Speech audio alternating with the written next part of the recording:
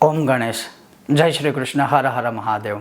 सूर्य षष्ठी या चंपा षष्ठी भाद्रपद शुक्ल षष्ठी को मैं यहाँ बात कर रहा हूँ अमावस्यांत माह की। भाद्रपद शुक्ल षष्ठी को सूर्य षष्ठी और चंपा षष्ठी कहते हैं और इस व्रत का बहुत ही बड़ा महत्व हमारे शास्त्रों में बताया है, क्योंकि यह दिन या यह दिवस सूर्य उपासना के लिए बहुत ही महत्वपूर्ण है। और उसी विषय पर आज मैं आपको बताने वाला हूं कि यह व्रत कब है, सामान्य से आप उपचार इसमें क्या कर सकते हो। अगर आपको यह विषय वीडियो पसंद आता है तो लाइक कीजिएगा, शेयर कीजिएगा, चैनल पर नए हो सब्सक्राइब करके घंटे का आइकन अवश्य दबाइएगा। तो चलिए शुरू करते हैं। तो इस वर्ष सूर्य षष्ठी या चंपा षष्ठी जो है वह 21 सितंबर बृहस्पतिवार को है। इस दिन बलराम जयंती आदि भी है, बहुत सारे योग बन रहे हैं, लेकिन मूल रूप से बात करें तो 21 सितंबर बृहस्पतिवार अर्थात गुरुवार को इस वर्ष चंपा षष्ठी या सूर्य षष्ठी है। और भविष्य उत्तर पुराण में या भविष्योत्तर पुराण में और इसी के साथ स्कंद पुराण में भी यह लिखा हुआ है, उसमें कुछ योग बनते हैं। उस दिन उसे चंपा षष्ठी भी कहा जाता है और वह करीब करीब 30 से 60 साल में एक ही बार आता है। हालांकि वह इस बार नहीं है, लेकिन कभी कभी ऐसे योग बनते हैं कि नक्षत्र आदि के। लेकिन अगर बात करें हम इस सूर्य षष्ठी की या चंपा षष्ठी की, तो इस व्रत को करने से अश्वमेघ यज्ञ करने का फल जो मिलता है उससे भी अधिक फल प्राप्त होता है।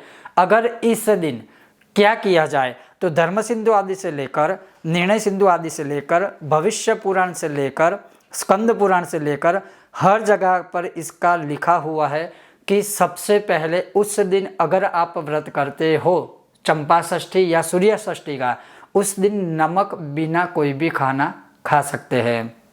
दूसरा उपवास ये कर सकते हैं कि पूरा दिन निराहार रहकर केवल फलों का आहार करके भी यह व्रत कर सकते हो। तीसरा ये लिखा है कि सुबह सुबह भगवान सूर्य नारायण को अर्घ्य देने के बाद भगवान सूर्य का कोई भी स्तोत्र, जैसे खास करके मैं बहुत लोगों को सजेस्ट करता हूँ कि सूर्य अर्घ्य देने के बाद प्रातःकाल आदित्य हृदय स्तोत्र के 3 पाठ करने चाहिए और वो ही उसमें भी प्रमाण दिया हुआ है, तो वो कर सकते हैं। उसके अलावा सूर्य के 12 नाम बोल सकते हैं या स्मरण कर सकते हैं।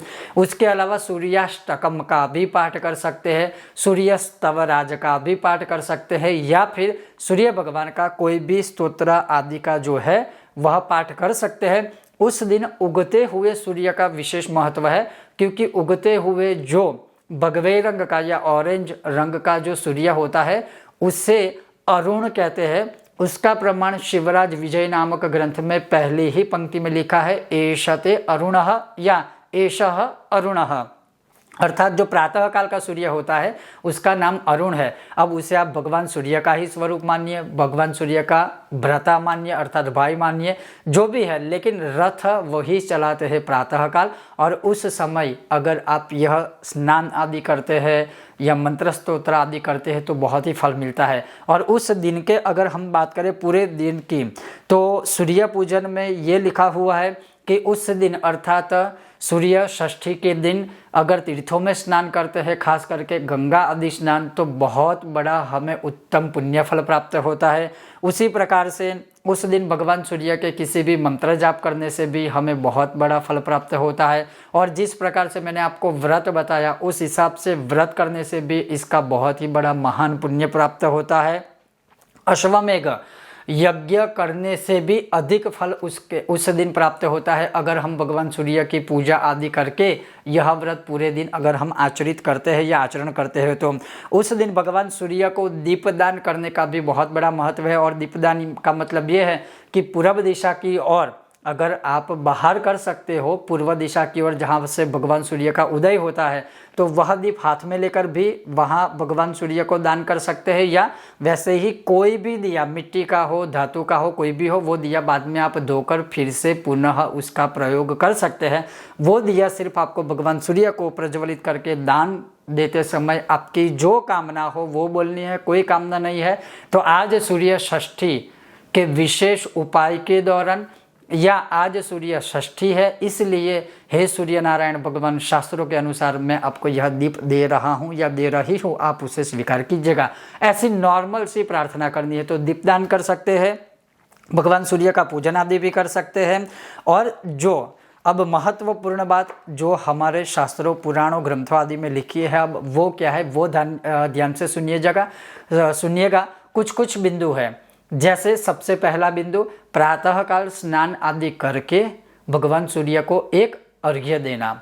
दूसरा, भगवान सूर्य को अर्घ्य देने के बाद सूर्य नारायण भगवान का कोई भी मंत्र जाप या कोई भी स्तोत्र का पाठ करना। वो आप अपने समय के अनुसार अधिक कम वो आप खुद ही स्वयं ही निश्चित कीजिएगा वो। तीसरा है, उस दिन पंचगव्य प्राशन लिखा है, पंचगव्य का प्राशन लिखा है, या फिर मैं ये कहूँगा उस पंचगव्य में आपको जो भी प्राप्त हो, जैसे लिखा है गोमूत्रम गोमयम क्षीरम दधि सर्पी कुशोदकम, तो ये जो सारी चीज़ें जैसे गोमूत्र है, गोमय अर्थात गौ माता का जो उबला होता है उसमें से थोड़ा सा, या फिर दही है, दूध है, मतलब ये सारी चीज़ें जो मिश्रित करके पंचगव्य बनाते हैं उसका 1 चम्मच जितना प्राशन करना चाहिए। पंचगव्य का प्रॉपर वीडियो हमने हमारी चैनल में बनाया है, वो आप सर्च कर सकते हो। अन्यथा गोमूत्र आदि कुछ भी प्राप्त हो, एक चीज़ भी प्राप्त होगी और वो प्राशन करोगे तो भी अश्वमेघ यज्ञ का फल प्राप्त होगा। महत्वपूर्ण इस दिन का ये बताया हुआ है और लिखा हुआ है।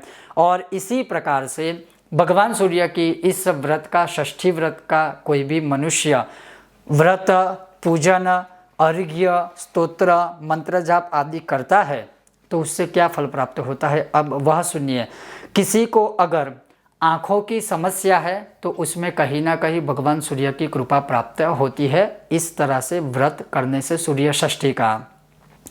किसी के शरीर पर कोई कोढ़ी है, उसे भी कहीं ना कहीं इससे लाभ होता है।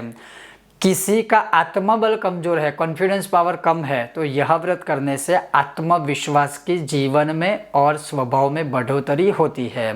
किसी की जन्म कुंडली में पितृओं का दोष है तो यह व्रत करने से पितृदोष की समाप्ति होने की भी संभावनाएं रहती है। किसी की जन्म कुंडली में सूर्य कमजोर है, दुर्बल है, निर्बल है कुंडली में, तो वह भी कहीं ना कहीं भगवान सूर्य की कृपा प्राप्त करते हैं। और जैसे मैंने कहा कि पूरा दिन इस प्रकार से सूर्य षष्ठी का व्रत करके आप अपनी शक्ति के अनुसार शाम के समय किसी भी ब्रह्मदेव को भोजन करवा सकते हैं या अन्नदान आदि कर सकते हैं, या अपनी शक्ति के अनुसार किसी गरीब को या ब्रह्मदेव को अन्नदान, वस्त्रदान, कुछ भी अपनी स्थिति और शक्ति के अनुसार आप दे सकते हैं। वहाँ पर यह व्रत पूर्ण हो जाता है। कहने का तात्पर्य है बहुत ही बड़ा महत्व है, बहुत ही उत्तम महत्व है, बहुत ही अद्भुत संयोग भी है। और यह सूर्य षष्ठी का जो व्रत है वह इस वर्ष 21 सितंबर बृहस्पतिवार 2023 को होगा। ये था आज का बहुत ही महत्वपूर्ण विषय और वीडियो। आपको यह विषय वीडियो कैसा लगा मुझे अवश्य बताइएगा। और अगर आपको यह विषय वीडियो पसंद आता है, क्या आप भी यह व्रत करते हो या करने वाले हो, और अगर करते हो तो हमेशा की तरह, सदैव की तरह हमारे व्हाट्सएप नंबर पर आप कोई भी पूजा पाठ आदि हमारे साथ साझा कर सकते हो। ओम गणेश, हर हर महादेव, जय श्री सूर्य नारायण।